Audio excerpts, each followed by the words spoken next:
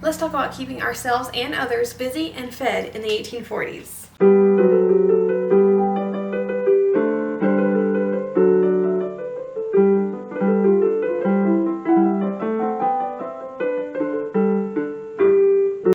Hi everyone, my name is Caitlin. I'm a living historian who educates other living historians by teaching old-fashioned sewing skills and copying original garments. We've been working through a series going through the 1840s. It is a year-long series, and it's really 1843 to like 1852-ish, somewhere in there. So we have discussed where to find primary resources. We have discussed picking patterns or drafting your own patterns, picking fabrics, how to dress yourself, how to make an outfit, and 2 ways to make a dress. And today is the first month where we really get to move away from clothing and talk about the other aspects of living history, or the things to do.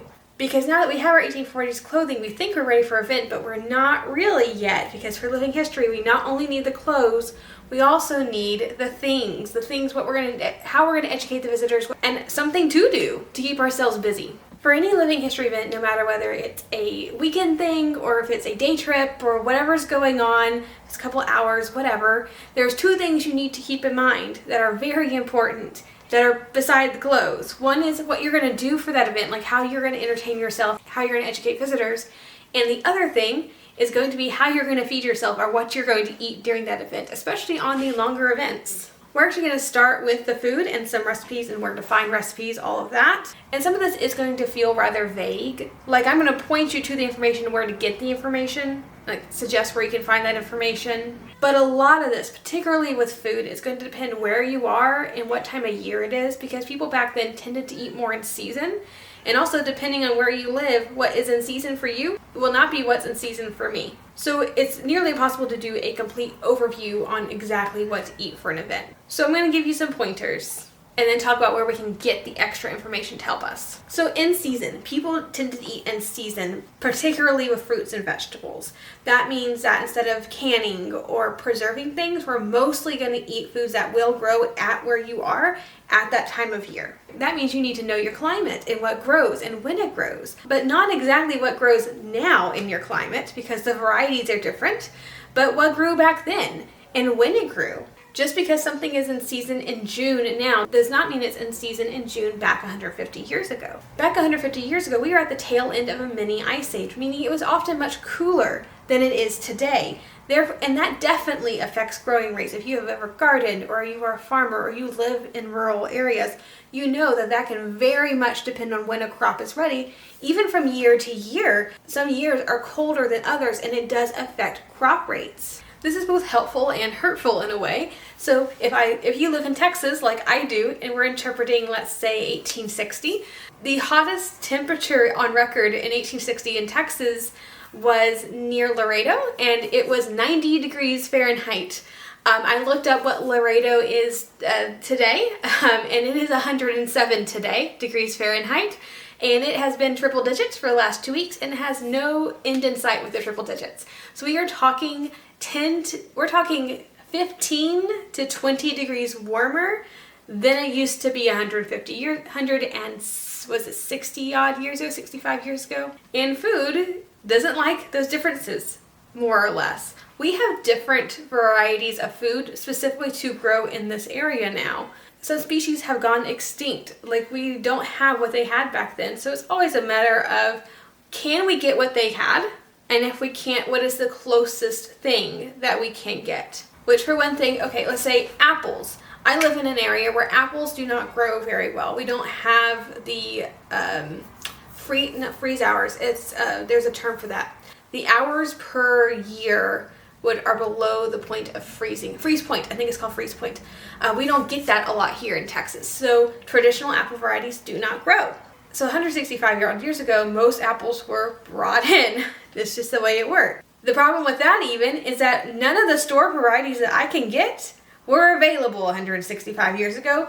The earliest variety that we have in most commercial grocery stores today would be the Granny Smith apple, which wasn't even invented until 1868. So if I'm in 1862, that doesn't help me. All of the other varieties are 20th century or even 21st century varieties. So what I can do is either make friends with someone where they have really old fruit trees, and I can maybe have them ship me some, which would be the most accurate choice.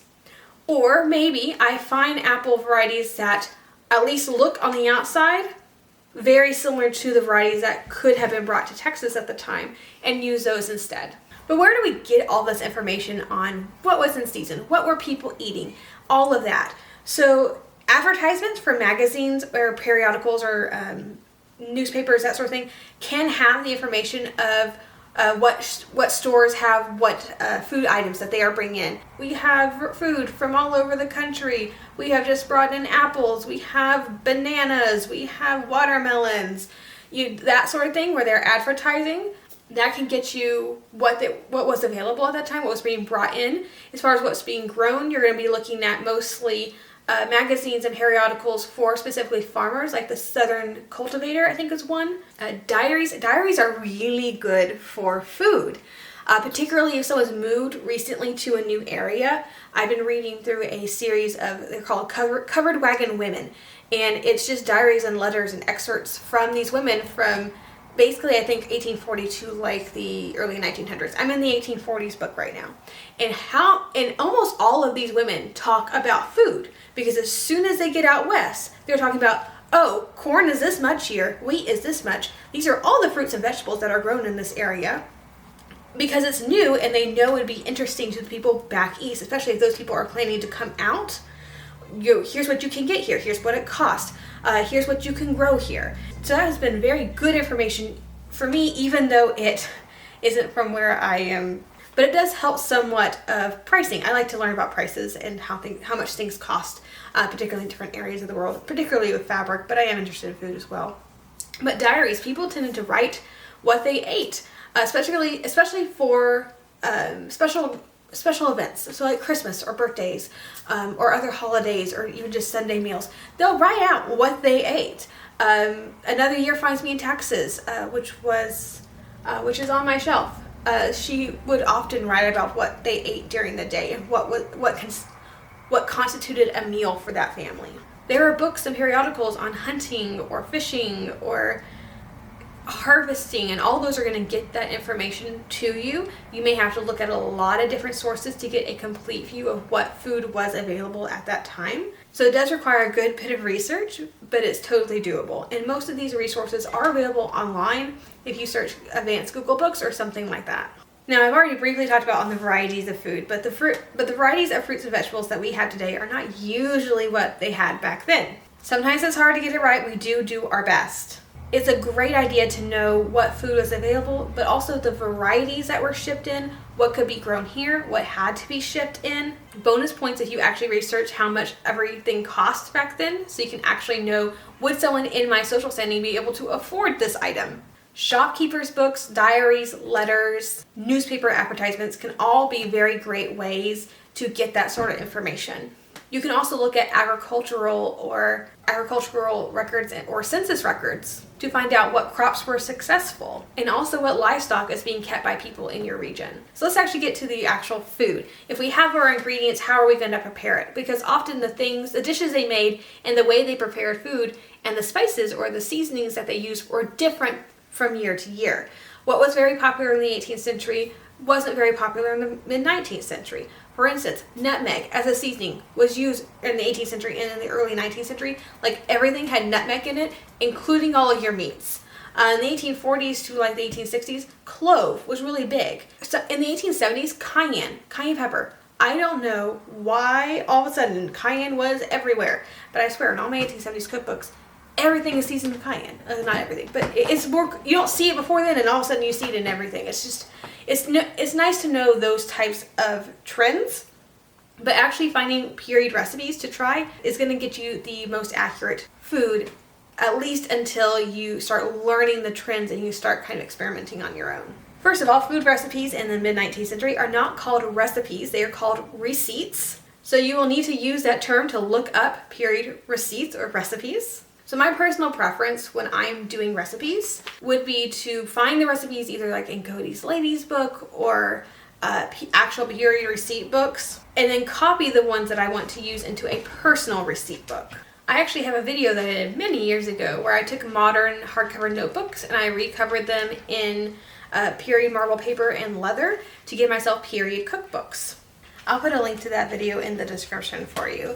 I'd bring them out to show you, but they got completely demolished from a bunch of bean juice that was in a pot that was in a crate that I was bringing home in the car, and the pot fell over, and so all my pages got stuck together and they kind of got moldy. And so now I got to restart my recipe books, which is really annoying because I had handwritten so many recipes in those things, and I got to remember where all those recipes came from and put them all in a new book.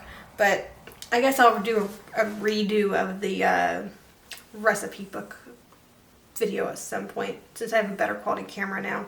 Anyway, the reason I copy recipes like that, instead of bringing in reprinted books or anything of actual receipt books, is actually for a couple of reasons. One, it's really hard to find period receipt books with the proper cover and the proper size, all of that. Another reason is that I may not want all the recipes in a particular book. I may only want one or two that I particularly like, or I might want to make a meal out of several different receipt books, and having them all in one place is just very convenient. This way I can copy the recipes I like or the ones that have worked for me in the past and forego the rest of them that may or may not work. And another reason would be I can dip back with my little method of having my own period cookbook. I can dip into recipes that were 10, 20, 30 years old and not look like I'm having... If I'm in 1845 and I have a recipe book from 1805, that looks a little weird, especially if it's a new reprint where it looks nice and new, like it wouldn't have looked new, or 40 years old, all of that. And it would be weird to have a whole recipe book of that old of recipes. Now, however, if there was a particular recipe I liked, like there's a couple of late 18th century recipes I really like. There's an apple pie recipe that I greatly prefer from the very early 19th century. And so what I do is I copy that into my new receipt books and I say, Mother's apple pie recipe, because then it's something that is nostalgic for my character, something that she grew up eating, that she may or may not add new or more readily available spices to, but the base recipe is something that her mother taught her, which makes a lot of sense. Or perhaps I'm in my 40s and the first meal I made for my husband 20 some odd years ago when we married was a particular mutton dish, and he consistently asked me to make that at least once a month.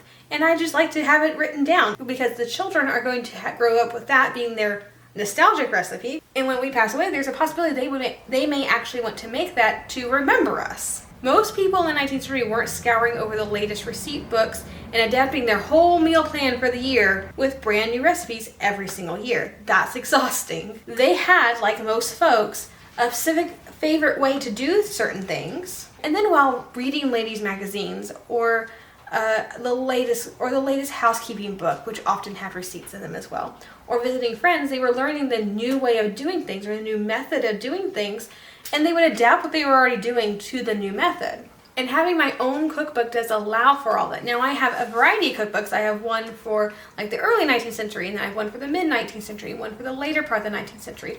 Because I don't want it all into one book. It looks very weird to have an 1840s recipe just labeled as new way of cooking beef when it's 1885. And it also is a lot cheaper to buy just a few bits of marble paper and some leather and a couple of notebooks than it is to consistently be printing out new recipes or buying reprints of these books. And I will say something I've been trying lately, because I have copied down a few recipes that looked really good on paper that I was like, ooh, we're gonna try this one, so I'm gonna write it out. And then later to find out the recipe doesn't work, or it tastes really bad, or I'm just not personally a fan. I never want to make it again. And I've wasted all the time handwriting using Spencerian style script, which is not natural for me. So I have to look at the alphabet on my computer while I'm scripting this out because it's not second nature to me yet. Handwriting is one of the things I am personally working on a lot this year. And it's not even just cursive, because their ways of doing cursive or their handwriting scripts were different than modern cursive. And so it's not even like I can just copy it in cursive. I have to do specific Spencerian things. Or there's another script that was more popular in the mid 19th century than Spencerian, which was considered old. I don't remember which one it was, but all of those things do affect your living history and your skill within living history. So it is important to note all of that. Also, handwriting those recipes in has given me a lot of practice in handwriting, which is something that I need. So that's a very good thing as well. But instead of just writing out a recipe, trying it, realizing it doesn't work, and having to cross it out or take out the page or whatever, I found it useful the very first time I try a recipe. I will print out the recipe, usually from an online cookbook. I will cut it out and I will stick it in my little cookbook. Try it out. If I like it, then I will handwrite it out.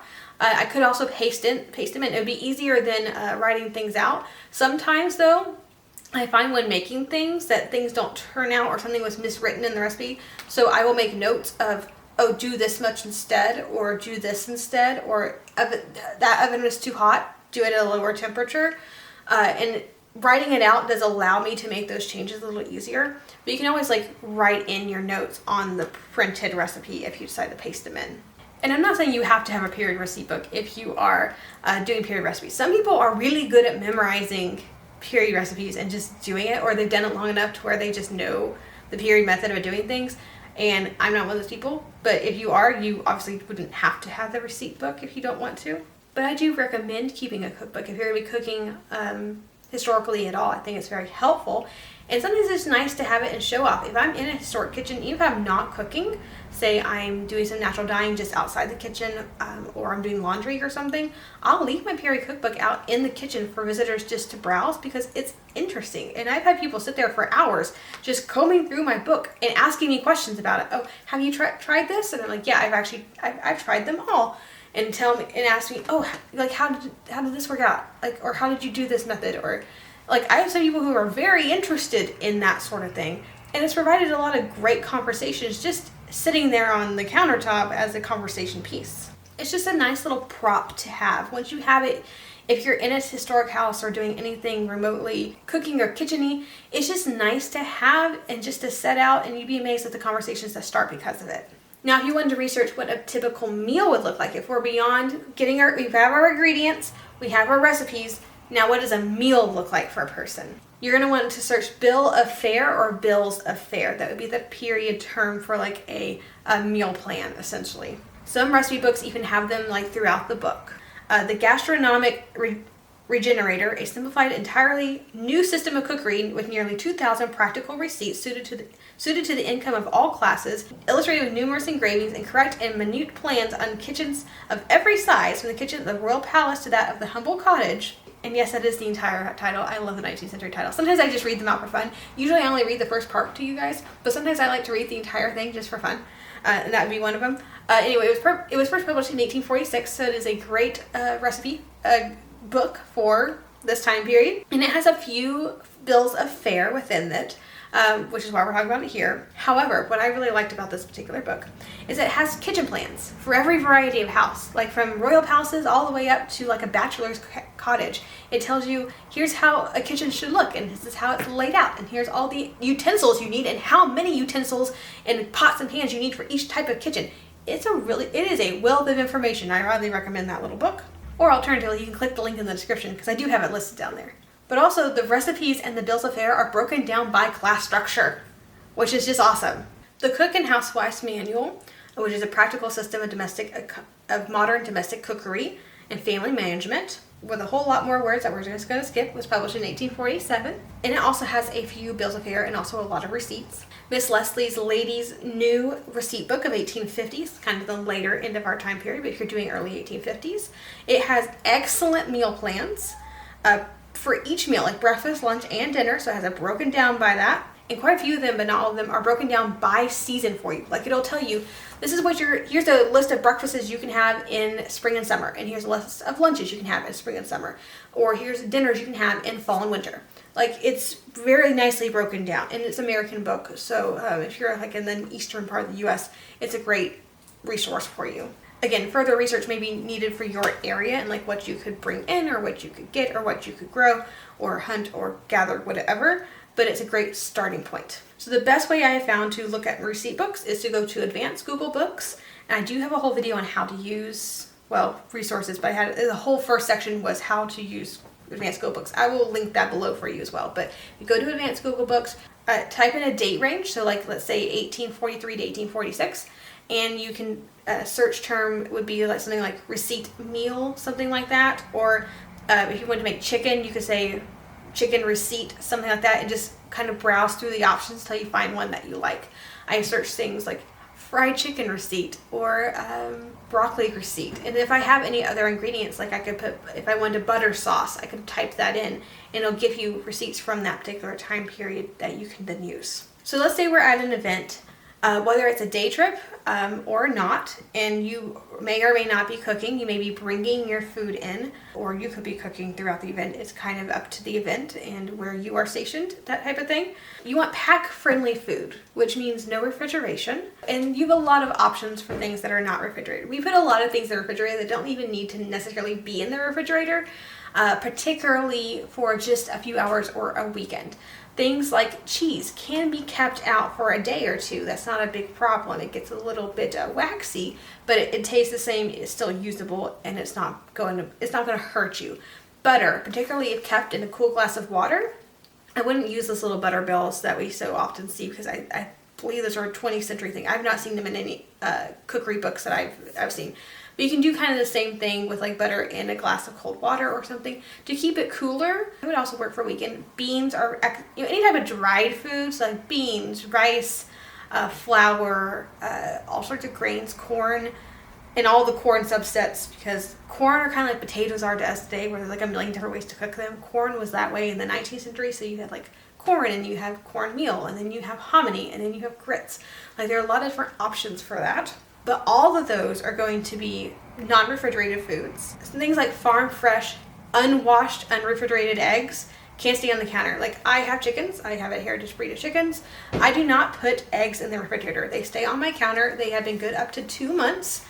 Usually about a month is when you usually want to use them, but they have stayed fresh for me for about 2 months. But you have access to those unwashed, unrefrigerated farm fresh eggs. Could absolutely bring those and not have to refrigerate them. If it's 80 degrees Fahrenheit or above, would suggest putting those in a cooler place.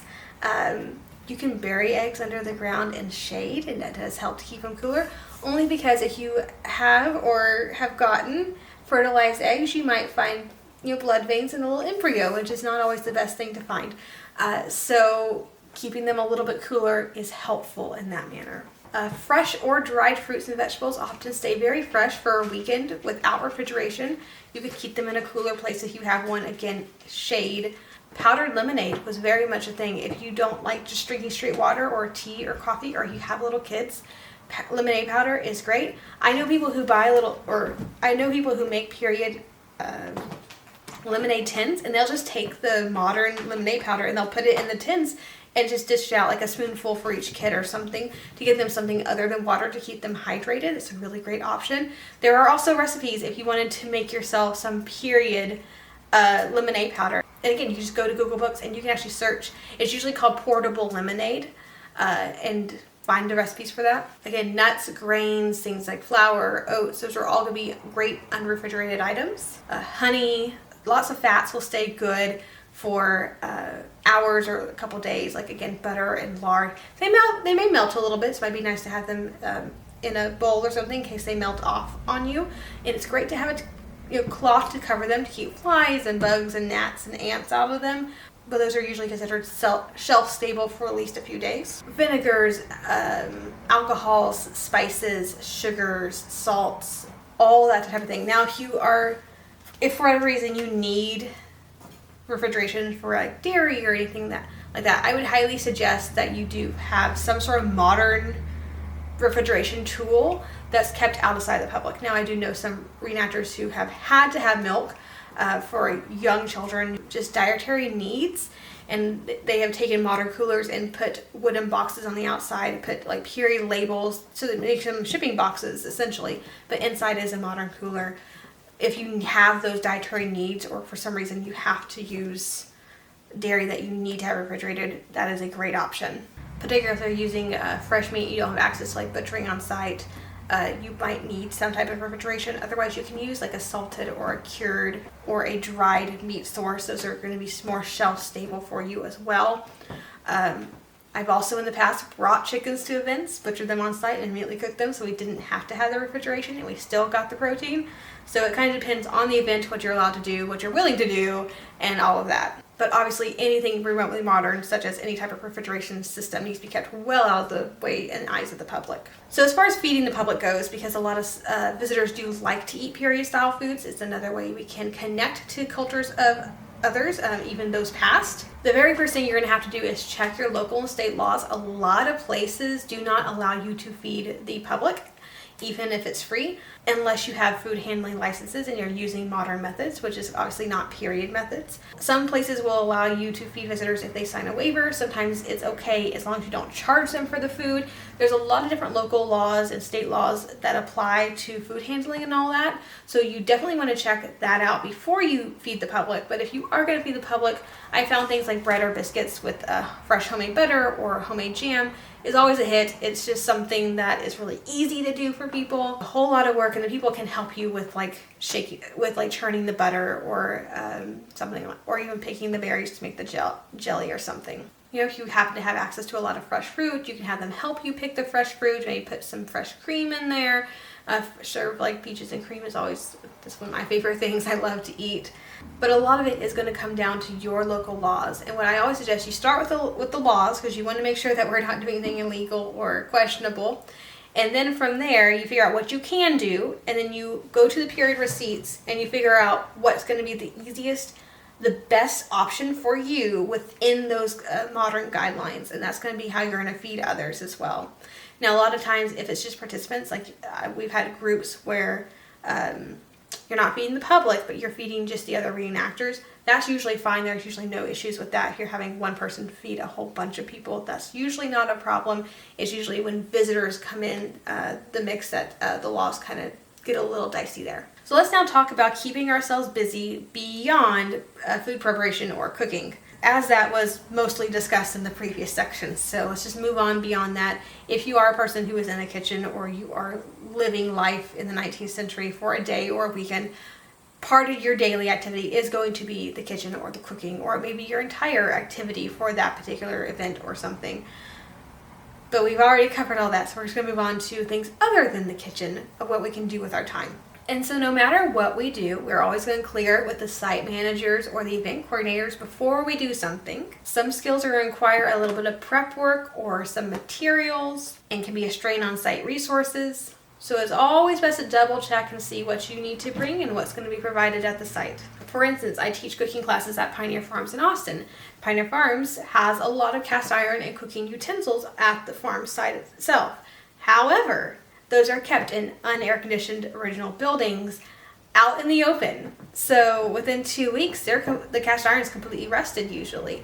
So I know that although they have those items on site, I'm going to bring my own cast iron, because I do not have the time when I drive 2 hours down there to first completely strip and re-season that cast iron before my class shows up. So I'm just going to bring my own cast iron in to alleviate that whole situation. If you're borrowing something from a site, always do double check the condition. Ask for photos if you can, if it's not too much of a strain on them, or better yet, go out in person and say, hey, I'm going to be cooking here this weekend. I was invited to come cook in this cabin.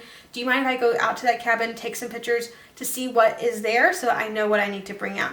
Because oftentimes the people who are at the museums don't actually do historic cooking, and they'll tell you, oh yeah, our kitchen's fully prepped for cooking. It's we set it up like a period kitchen, and everything's there that you won't need. You won't need to bring anything other than ingredients, or we're providing ingredients, so you won't need anything. But you go out there and you see there's a rat's nest in the utensil drawer. I'm going to be bringing my own utensils because we're not dealing with that. The cast iron was left out. Now it's all rusted. It's not in cooking condition, so I'm going to need to bring that. Just a whole lot of things that once you start looking, you're going to go, okay, I'm going to need to bring this. I'm going to need to bring that. And that's not a problem. You just need to make a mental note and just, again, always double check. If you cannot go in person, do ask for photos, especially if you're going to be doing anything like, and that goes beyond cooking. Let's say you are demonstrating weaving or spinning, and they say, oh yeah, we have a loom on site. It's perfectly working condition. There's actually a project on it right now.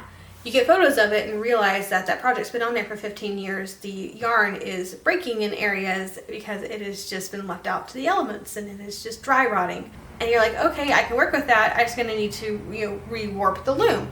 And you come to find out they don't have warping materials. You don't have the yarn for that. And you're like, okay, we have options. Y'all can either buy more warping material if that's something the site can manage, or if not, I can bring my own loom. That's a table loom. It's really easy. And you can see what they would like to do from there. Same with like spinning. They may have spinning wheel, but the people there may not be spinners. They may or may not be spinners. And so they may look at a spinning wheel and say, oh yeah, it's complete, like, or Sally 20 years ago used to spin on this and no one's touched it since, so it's obviously still in spinning condition, and you go there and the drive band is completely rotted, or something broke, or a visitor or a staff member at some point broke a piece and just stuck it back on and no one's noticed that it's been broken for 15 years. So always get good detailed pictures, or better yet, go in person, or just plan to bring your own stuff. Usually I just plan to bring my own stuff. If it sits in the car all weekend, I'm usually okay with that. I just need to make sure I have the option doing what I'm supposed to be doing at the event without running into any issues. Also, if you are borrowing anything from a site, do make sure that it is returned to them in the same condition they lent it out to you, or better condition. And some of the things I mentioned before. You know, if you get there and the spinning wheel is just missing a drive band, you happen to have something that would work for a drive band, replace the drive band and just leave it for them and say, hey, by the way, your drive band was dry rotted, so it wouldn't work. So I just made y'all a new one. It's on there. It's great. Just leave it the way it is, and it's great for spinning. If there's something they're allowing you to use, usually they don't mind it if you do something simple like that. Obviously, any type of broken piece, I would definitely ask before you glue it together or amend it in any way. But usually simple things that are easily taken off, they don't mind if you just fix it just for use. Another important thing to be aware is what you are presenting, and be sure it's something that someone who looks like you would have been doing. For instance, blacksmithing and woodworking were primarily done by men. So if you are a woman and you are an expert blacksmith, that's not a problem. I would be very hesitant. I would do one of two things. One, I would go look for if there were female blacksmiths in the area I'm portraying. If so, I am now portraying this particular woman. And we're going to make sure visitors know that this is unusual to have a woman in this position. We have this original person, this extant information, that this was happening in this area, so we're going to portray that.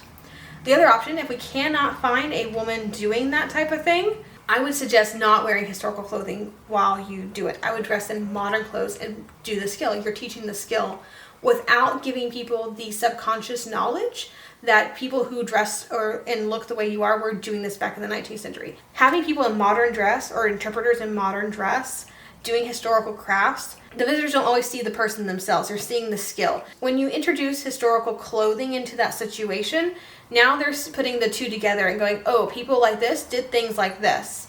Whereas there's enough contrast with the modern clothes and the period skill that we're not connecting those two things unless we start putting on the historical clothing. I hope that made sense. So I would highly suggest, if you're doing something that someone like you would not have been doing, I would very highly recommend that you wear modern clothing or a site uniform or a site shirt or something to help visitors not connect the two. Because even when you say things like, women didn't usually do this, but I'm here, but I am the resident blacksmith, so here I am showing you the skill. A lot of people, those words don't connect in their brain. That connects in their brain is the visual, what they're seeing. And so it's always best to do our best as living historians to help educate the public, not only what we're doing, but also what we're wearing and saying. All of it kind of needs to match. If your clothing and your task are period, but your words are saying this is not period, they're not understanding that. They're seeing the visual. So it's very important that we kind of bridge that gap with visitors and make sure that not only are we saying correct things, but we are demonstrating and appearing as they were back then as well. Having people doing things they wouldn't have done back then just confuses the public, and that's not why we do what we do. We're trying to educate people, not confuse them. Unless you as a woman can 100% pass for a man, in that case, just wear men's clothing and just pretend to be a man. I mean, I feel the same way about female artillery personnel, like with Civil War and that sort of thing. If you have those skills and that's what you need to be doing out there to get that cannon to work, I don't mind that women are on the field. I just don't think you should have your long hair in a ponytail, you obviously just with baggy clothes, but you obviously have breasts and you look like a woman even from 50 yards out. You should at least be trying to conceal that fact so that you look like a man on the field, because that is historical. We can document at least 100 cases of women, which when you think about the thousands and hundreds of thousands of men who are on the battlefield, it's not very much, but it's at least plausible. So we're not only dressed as man, we're going to alter our physical appearance to make ourselves look like a man, or we're going to be in modern clothes. I think those are the best ways to handle that situation. So the first thing to do when you go to an event is to ask yourself, what is the event purpose? What's the scenario? Who are you within this scenario? What are some common things at this particular place and time that someone like you would be doing? For instance, if you are portraying someone with a wagon on the Oregon Trail, maybe you have a wagon you are portraying, or if you don't have a wagon, you can always pretend you lost it down the river and you're literally have some water-soaked clothes that you're gonna, lay out and go, well, all of the rest of our stuff is gone. This is all I have left. And you're gonna be picking through it and talking about it and talking about the things that you left on the wagon or got destroyed in the wagon. Let's say all of our dried food was just wet and now it's gonna get moldy because it's hot outside. But I did manage to save this, and this is what I have with me in my arms, and we're gonna figure it out from here. That's an excellent historical scenario. Or maybe you do actually have a wagon, whether it's your wagon or it's the site's wagon. You could make it to where it looks broken, like maybe an axle broke or a wheel broke, and either you are or someone with you is trying to mend or replace, like make a replacement. I was just reading, I think it was last night, in one of my, in that book about covered wagon women, where it was a diary, and she mentioned that, I believe it was a wheel broke, and they had to make an entirely new wheel from wood, and they were stuck like on the trail for like 2 days because they were making this wheel because the wheel broke. Or maybe your wheel's stuck and you're just trying to lighten the load so you can get the wagon off, and you're like taking your things out and talking about it to visitors and saying, okay, this is our scenario, this is what has happened to us, this is what we're doing to fix it, and here are some of the things that we brought. I think that's also an excellent historical scenario. That could be an amazing interpretation. It does require a lot of prep work. It requires an entire wagon in decent condition, not left out at all hours, dry rotted, because that just isn't believable. It has to be like a decently preserved wagon. You also have to have all the stuff that would have gone in that. There have been scenarios where we literally just took bags, just labeled with something. It may say beans. We may or not actually have beans in there because beans kind of attract rodents, and if we're storing this for a once a year event, we may not want that. But it should somewhat weigh the same-ish. Maybe we have some sand in there or something, along with some cotton, kind of, making it about what it would have weighed. So at least it looks, somewhat believable. But we don't have to have all the things, but we need to at least have the appearance that we have all the things that they would have had for that situation. So again, it does require quite a bit of prep work. It also requires quite a bit of physical labor during that particular scenario.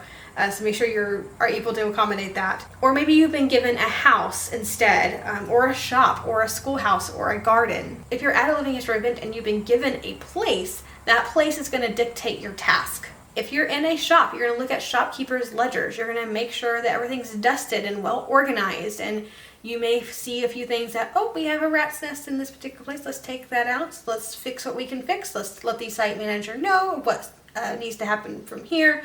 But we can keep this place in running order. We can maybe have a shop ledger that we can write things down as people come in and talk about the prices and all of that. If you're in a schoolhouse, hopefully there are school supplies and school books from the period. There may or may not be, kind of depending on where you are. If there are, that's fantastic. If not, you may have to do some prep work on your end on either what people did, if there was no things, or maybe you portray a brand new teacher and there's just nothing in here. So you're like making a list of, okay, we're gonna need this, we're gonna need this, we're gonna need this. I have to now go to the person who runs the school or the school board or whatever and tell them this is what we're missing. I'm doing inventory, I think everything is gone. You could usually always come up with a scenario depending on what you have. Or maybe you have some school books you could bring with you to do that education as well. Talk about education in the 1840s. Clean slates. Organize the books. Talk about the supplies. Talk about how you're paid as a teacher. Please do not use the 1911 rules for teacher and tell people this is how things were in the 1840s. Those weren't necessarily the case. They weren't also the case for every region and every time period. So make sure whatever you are saying and demonstrating is documented specifically for the 1840s, and bonus points if it's from your area, because we need to stop doing a whole history blender scenario. Just because something is true in one time period does not mean it's true 100 years prior or even 50 years prior. We need to make sure that we're not just taking this one thing that we heard and applying it to every scenario ever, just because we were told that, or it sounded nice, or we actually saw a reprint of it. That's not history. We need to stop doing that. If you are interpreting a house, where are you in that house? Were you given free reign of the entire house? Like, this is your house for the weekend? Or were you told, hey, you're in the kitchen today, or you're in the parlor today? Are you on the farm? Can you work with animals? Are there animals? Like, do you have the capability to work with them? Can you gather the eggs, milk something, move animals from one pen to another? Can you talk about the animals, the breeds, how they're cared for, what their feed troughs or waterers look like?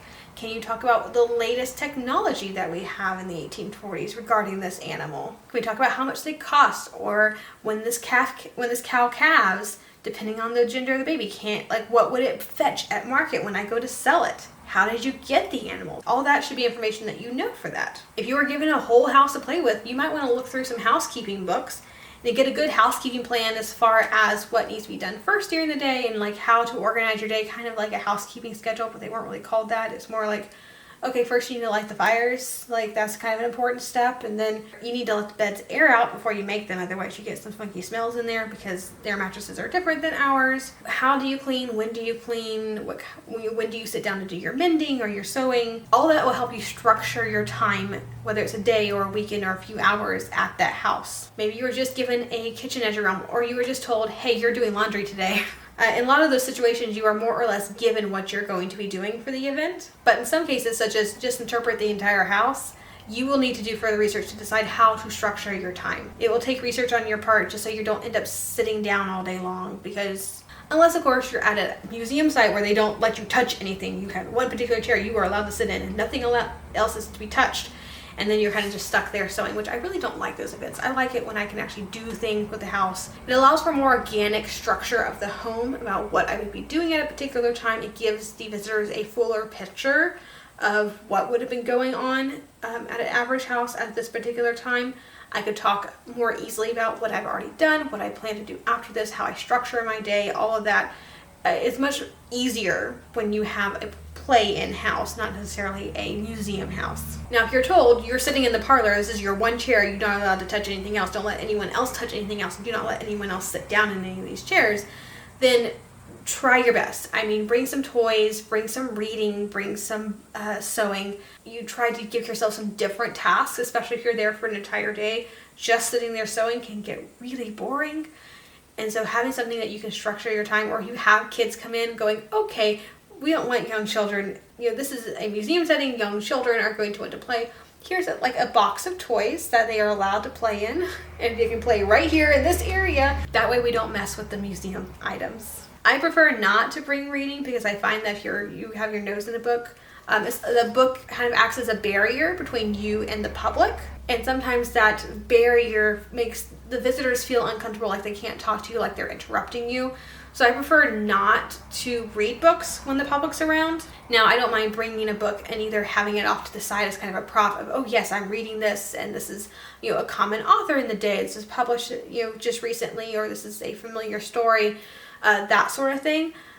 But if I'm reading, usually if a visitor comes in, I'm going to put the book down so that barrier isn't there. The right living historian can usually still interpret and still work with the public even if they're doing a task like that. I'm just not one of those people, so I do have to put the reading down. Sometimes I have to put sewing down because there have been times where I don't know if it's just my demeanor that day or something, but people just feel like there's a barrier if I'm busy working on something. So sometimes I do have to put it down and take a small break, even standing up and greeting people. That way the visitors understand that they are more important than the task that you are doing. Or alternatively, if it's something you have to do right now, I have no problem saying, as soon as they come in, this is really important. This is why it's important. Watch me as I do this real quick, and as soon as this important, time-sensitive thing is done, we can now talk. But all that just kind of depends on who you are as a living historian. I mean, there's so many books published in this time period. Like the Bronte sisters are publishing during this time period. Charles Dickens is being published in this time. Three Musketeers. There's all sorts of books that we know today that are classics that you could bring with you. And even if you're not actively reading them, they will spark, if you've read the books before, they'll at least spark conversations with other visitors because maybe they too have read this very popular book that's still popular today. And it's a great way to interact with people. When you are looking for books, do make sure that they are period style books. Let me just go get a prop real quick. Okay, I don't know what happens to my period reprint book. I'm pretty sure I brought them to the museum and they're still in the car because I haven't put them on display yet. But this is how books usually are, right? So the title and such goes down the spine. And you kind of have to tilt your head to read it, which is kind of stupid in my opinion. This is a 1930s book. This is an original one. This is how period titles are on the spine of books. They are horizontal. okay? So you can actually read them, even on the thin books. If there's any type of writing on the spine, it's going to be horizontal, so it's easier to read. So that's just something, if you're looking for reprints, make sure it has that type of thing. You want something that obviously doesn't look like this. No pretty pictures or anything on the front unless it's like an engraving or that sort of thing. Something that's covered in cloth, something that's covered in leather. Usually books are going to be hardback or not paperback essentially. So that's just something to keep in mind when you're looking for reprints. There are people and companies that specialize in reprinting books. The classic ones are going to be a lot easier to find. There are also companies I have heard of, I haven't used. I have a list of books I'm going to be sending off to the printers. But they will take online copies and they can reprint them and rebind them into period-esque books. And they do that a lot for historic sites. So that's another option as well. Another fun thing would be like fashion magazines. This is an 1853 version. This is my reprint of 1860. But I used to own a whole lot of these original ones. I only own a few now. And I took it upon myself to try to recreate them exactly. So I would copy them out exactly, including all the advertisements. I had to retype everything because I had physical hard copies. So I was retyping everything, making sure everything where it's nice and neat. All the visuals and the graphics were good. There were no like ink marks or writings that wouldn't have been in there originally. And I reprinted them exactly as they appeared in the 19th century. I only have like 3 issues done because it took me so long. The rest of them are still on my computer. I just haven't actually had time to clean them up. And that is something I want to do eventually. There are no people that I know of who do this correctly. There are a couple of reprint places. They do not do it right. They don't do it with a spine. They do kind of, where it's 2 pieces of paper and they fold in half and they staple on the inside. That is not the way things were done. And the ones I all looked at had them all out of order. Like they'd had the fashion plate in the middle of the book. And that's not how things were set up. Usually you have the cover, there's like advertisements, and you usually have a few pages. Like this is just the 1860 plate, and there's usually a plate from one of the stories in there. And sometimes there's a few other things, and then you get to the fashion plate, which is folded out, which folds out. Which this one I printed, but I have other ones. Wait, did I print this one? Or did I, some of them are actually hand painted. So this is one thing I would like to do for living historians eventually. This is just something I haven't had the chance to finish yet.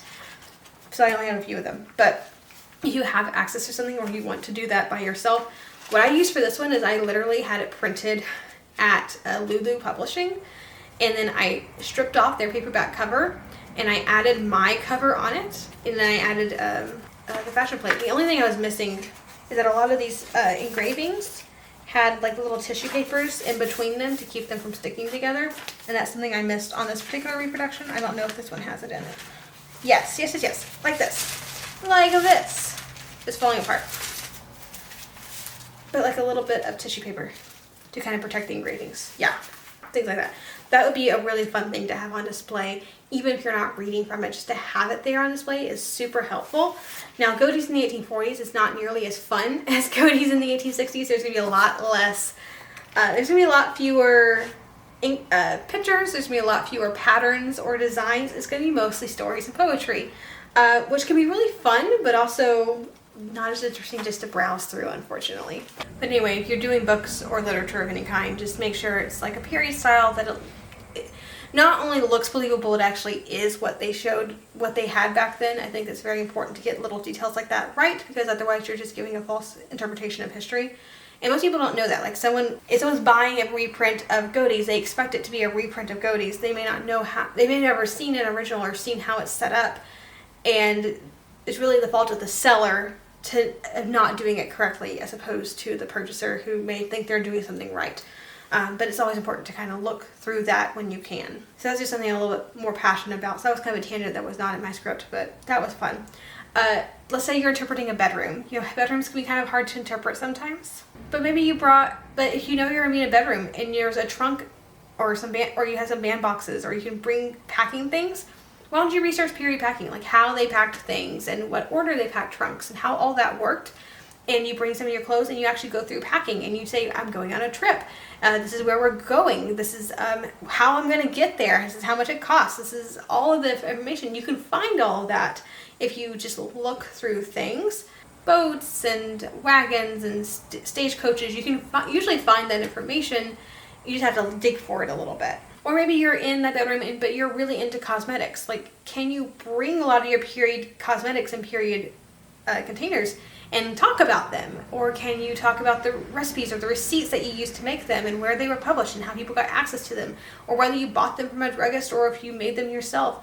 All of that sort of thing. That can be a really fun interpretation tool as well. So if you're interpreting any type of home life, and this also includes, let's say, you're at a museum and you're not necessarily put in a historic place, you're just demonstrating a skill or craft. A lot of these do apply for that as well, but I'm talking specifically if you're in a type of historic setting, essentially.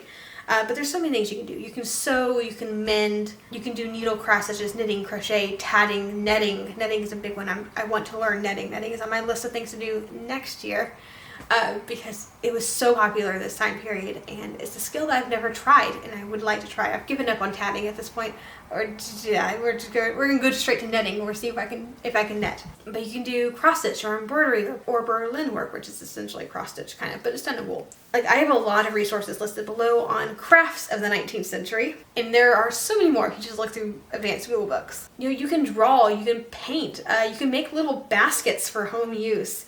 You can talk about houseplants or house pets. In fact, if you're into parlor amusement, there's a whole section on things like etching glass or drawing or science experiments for the parlor, which I think is a really fun thing that would be very fascinating to young kids in school groups.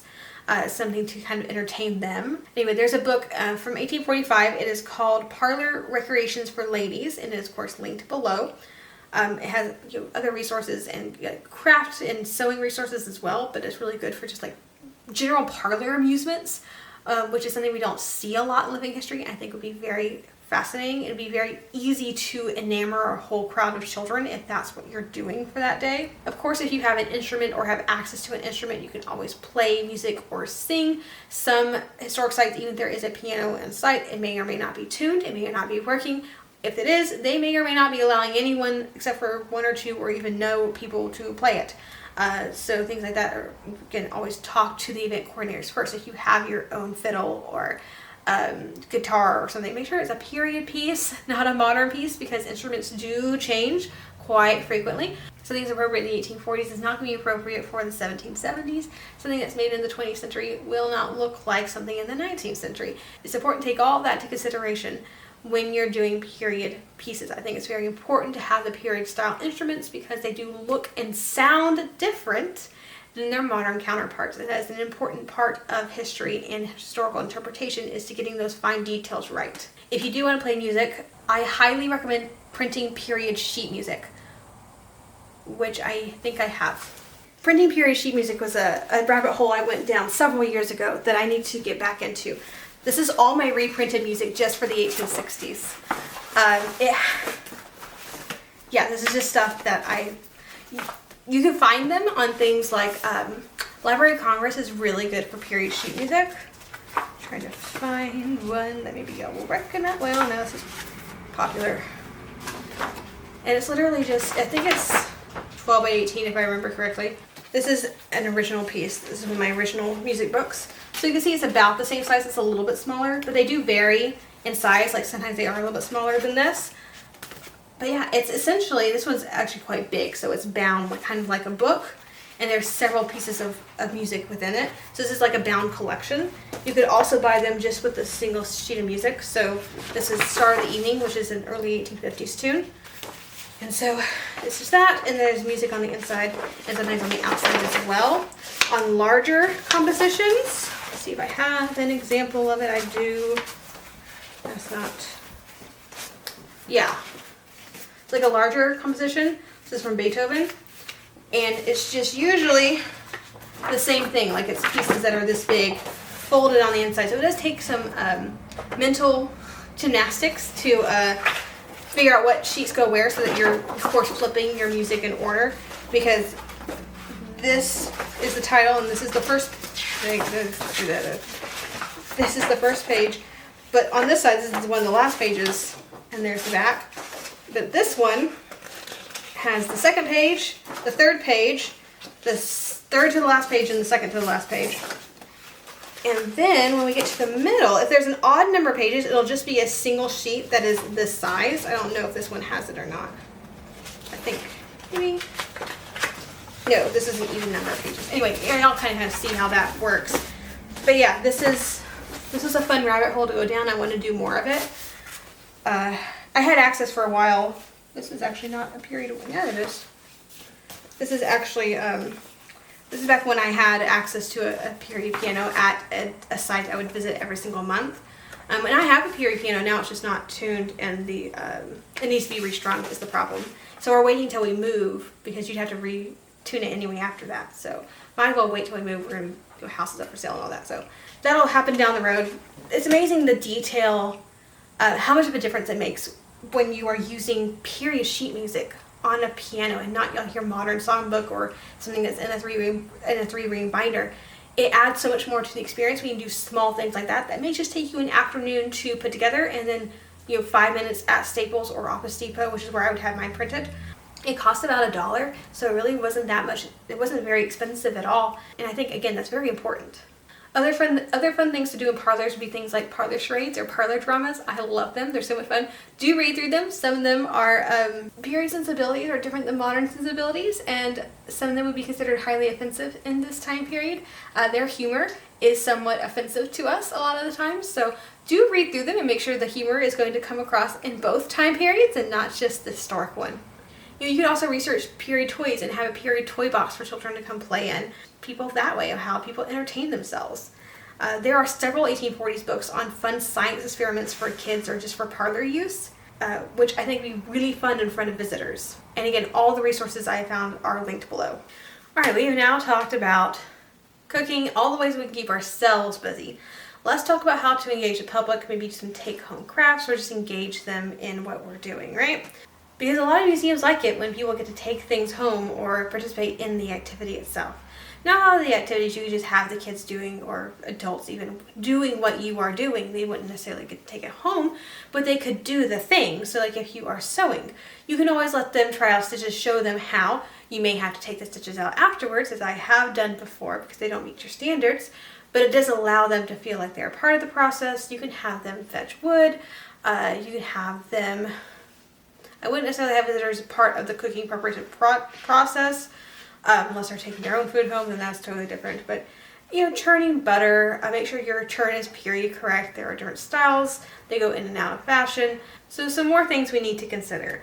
First of all, not everything that we like to demonstrate is appropriate for every time period. There are pioneer crafts, I think just about every pioneer village or town site or house does for the public, which may or may not be appropriate for their place at their time. If you are interpreting the 1840s, some of those crafts may be 1880s or 1920s. A lot of the little doll crafts we like to do are more hearsay, or things like the handkerchief doll or the corn husk doll almost are never documented to most time periods.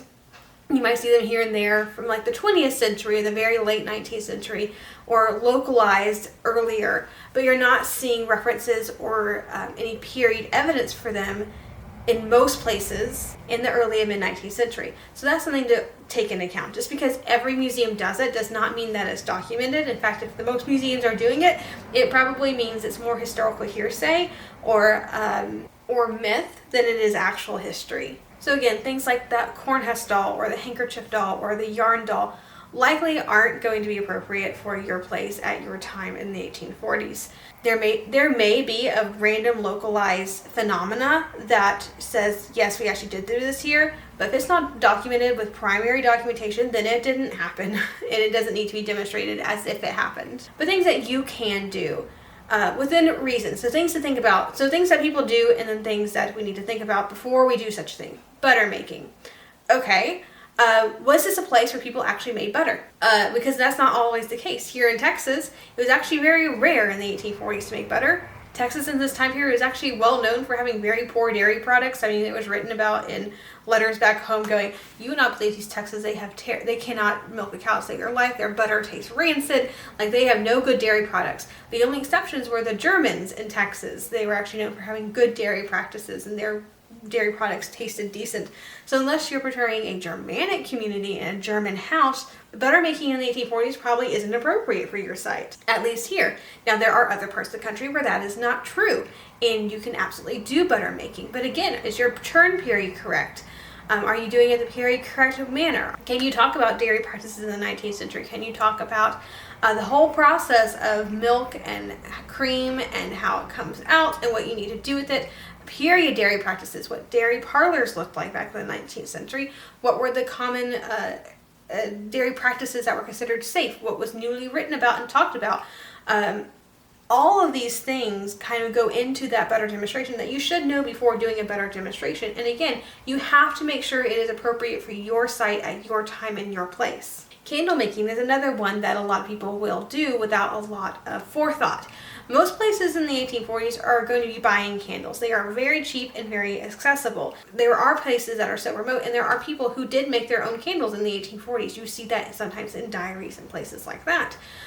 But you have to be able to document that, because showing visitors, here's how we make candles, when they're doing the dip candles, and that's not the only way to make candles in the 19th century, right? We have molds for this type of thing as well.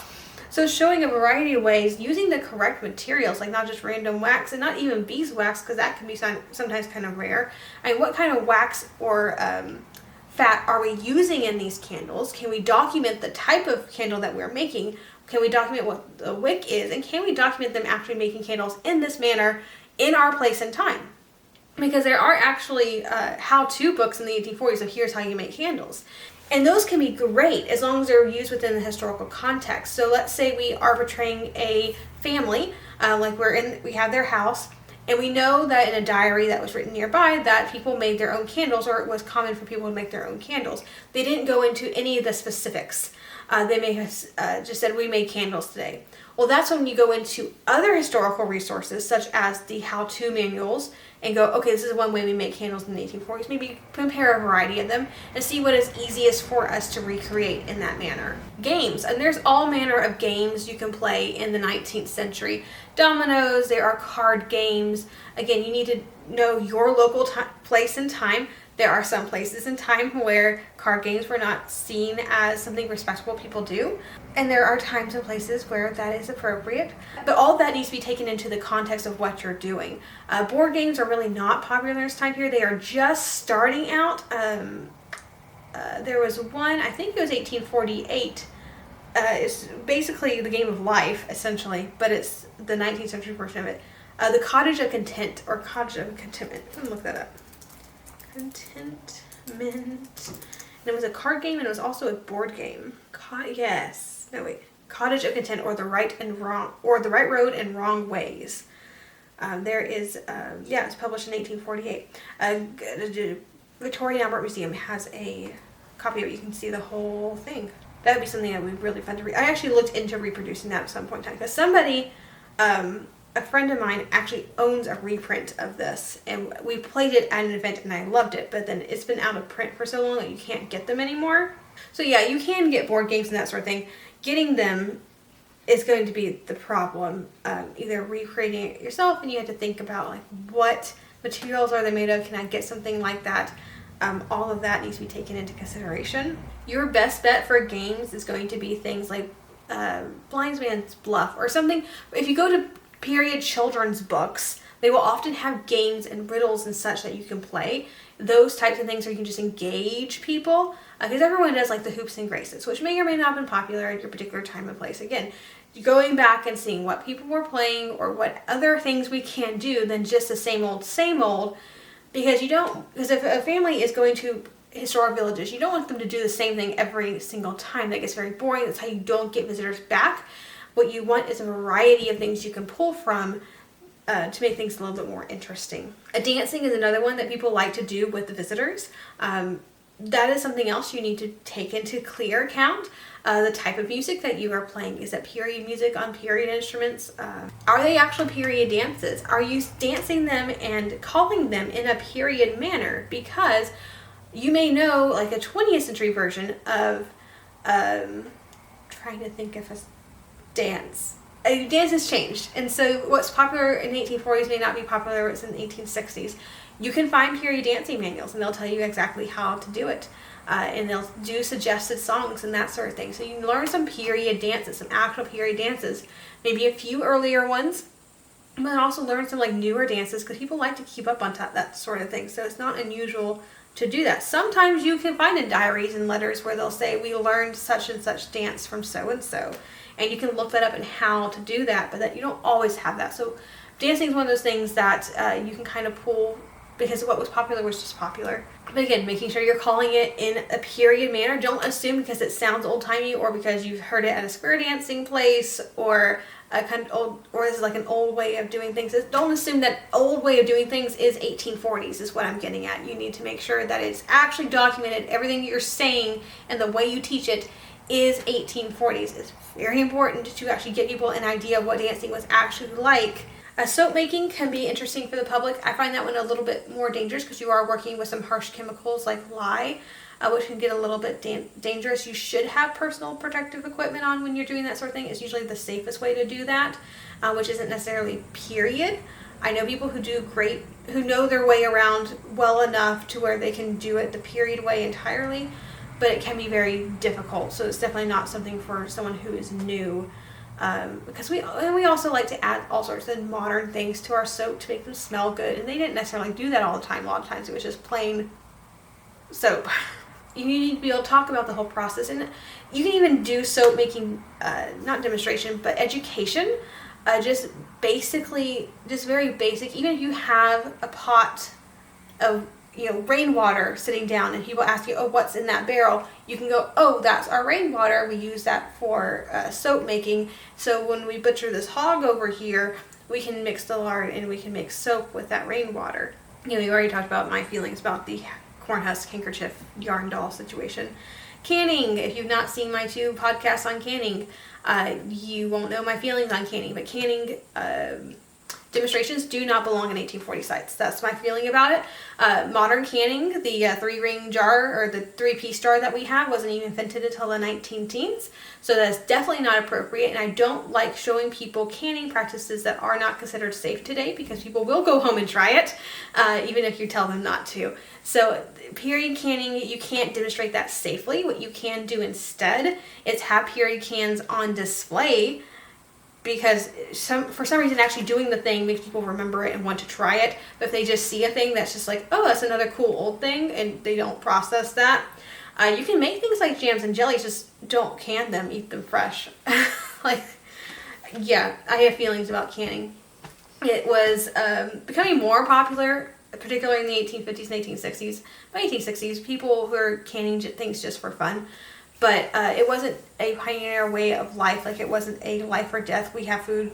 We're saving to have food type situation. It was more of a fun novelty thing of, oh, look, I can have strawberries in December now. So it wasn't something that poor people used to have sustenance during the winter. They were more eating a seed or preserving in things like drying or salting or in sugar, alcohol, all those other ways. If you'd like more information, I do have a whole 2 podcasts on food preservation in the 19th century. One is on meat and dairy, and the other one's on fruits and vegetables, and I will link that below as well. Rag rugs. This is something that a lot of people like to do because it sounds old and it looks cutesy and folksy. Yes, when was the earliest mention? It was 1820s or 1830s of having young children braid rugs from old fabric. So it technically is a thing. That doesn't necessarily mean it's a thing in your area, and we tend to do it incorrectly. Like, we tend to use a lot of cotton strips, whereas the most rugs in this time period are going to be wool because wool wears better and is longer lasting. And so the way we tend to do it is not the period correct choice, and I think that needs to be taken into consideration. We need to either do it right or not do it at all, is my feeling.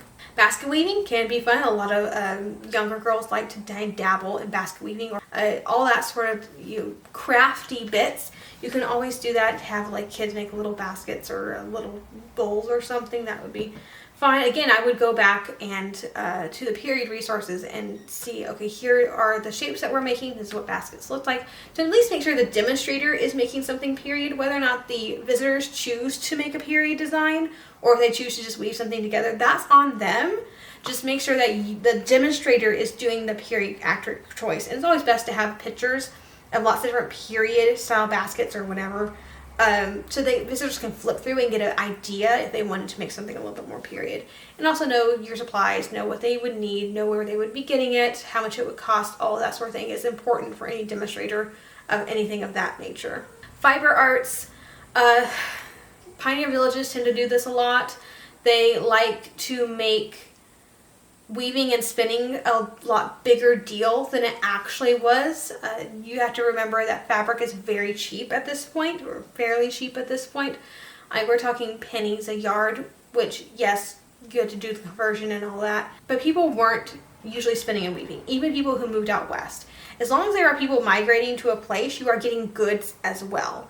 And so it's not like you're stuck out in the middle of nowhere. I mean, I do have my spinning wheels, like I spin, but I almost never demonstrate it because it wasn't done necessarily. Now this is my very nice parlor wheel. This is Bridget, she's from the 1850s. And this was a very nice wheel. This is for somebody who spun for fun, not because they had to. And so I will bring her out to a parlor when I'm in a super fancy place and just sit here and spin. And I think it throws people's minds off because you're in this super fancy like plantation home and here's a lady in a silk dress spinning, because it was something that she enjoyed doing. There are literature where it talked about how, you know, widows who didn't have to spin, but they enjoyed it, so they did it.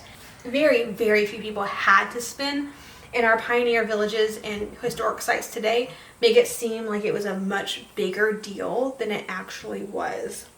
Because you have to remember, when the Civil War comes around and the blockades in the South block everyone from being able to get fabric, it's fairly well documented that people had to relearn all these skills, and it's writing about how we had to pull, you know, the spinning wheel and the loom out of the attic, and we had to have so-and-so who's like 80 years old come teach us how to use it because we don't know how to use it, because it was an older skill that was basically lost at that point, and that's only 20 years ahead of us. So that means people these days, most of them didn't know how to work these types of things.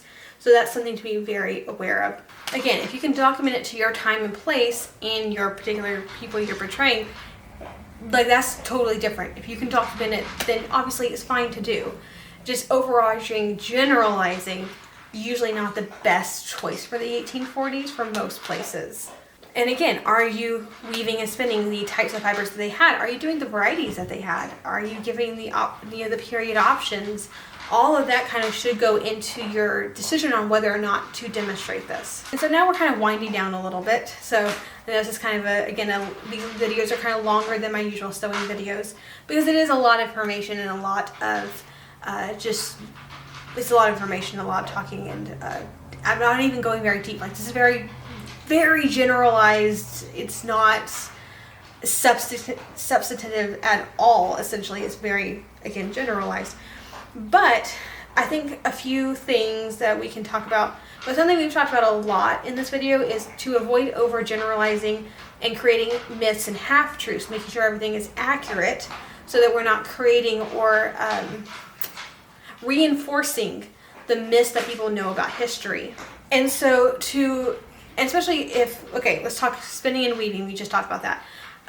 We know that's not generally what people were doing in most of the 1840s, but let's say we actually have period resources for our particular place, that yes, they were doing this in the 1840s. How do we help avoid the myths and half-truths? How do we help visitors be less likely to overgeneralize? So I came up with some sentence starters, because I'm a teacher, and that's kind of what we do, of things that we can use when we're in third person. Now, when you're in first person, that's something totally different. I do have a whole video on living history versus costuming. I will also link below if you need to know the differences and all of that and how we do living history. That is a good first watch to this video, honestly. So things that we can do to first show visitors that yes, we are using historic resources, and also maybe convince them that this was something we do here, not necessarily everywhere else. So one would be, in blank, we have sources that show that blank, or is recorded in blank that some people here would blank. In blank, we know that people did blank, which is different than in other areas where research suggests they would do blank. In blank's diary, journal, newspaper, book, whatever, in blank year, we learn that blank. Blank source teaches us that blank did blank. A lot of people think blank, but blank source from blank shows us actually that blank. According to blank, blank what happened or was common in this area. It was recorded in blank that blank had or bought blank. So we're going to use a sentence starter. I'm going to show you how I would actually use that, like in a sentence talking to someone. So first sentence starter was, in blank we have sources that show that blank. So I would use this, let's say in Oregon we have ladies' diaries from the mid-1840s that show that cotton cost 15 cents a yard. I'm trying to use real sources, but it's coming from memory, so like don't take any of these seriously. It's recorded in blank that some people would blank. It's recorded in Carrie Williams' diary in 1858 that some people would have a dressmaker come to their house and work on the more complicated bodice while they themselves worked on the skirt. I know my 1860s fabric prices way better than my 1840s fabric prices. According to blank, blank happened or was common in this area. So according to letters that we have, Fanthorpe Inn was one of the very few places in Texas that we could get good butter. It was recorded in blank that blank had or bought blank.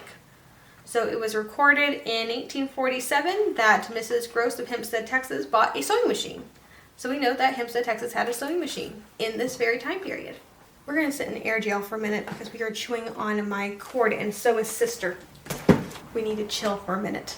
Another one would be, by the 1840s, many places could purchase blank, but here in blank, this was often made at home. So an example of that would be candle making. I'm going to totally make up these areas. So by the 1840s, most people and places were buying their candles, but here in whatever town I'm portraying, we have diary records that suggest people were making their own. So in conclusion, always go back to the primary sources. If you cannot fully document with primary sources what you are doing and everything you are saying and everything you are demonstrating, then you are not giving real history. You are giving a romanticized fantasy version of what we think may have happened in the past. Vaguely old-timey crafts and games are not necessarily historic and should not be demonstrated at historic sites or by living historians unless, again, we can fully document them using primary sources. You gonna go eat or are you gonna be naughty? Okay. You go tune on my computer cord again, we're gonna have a problem.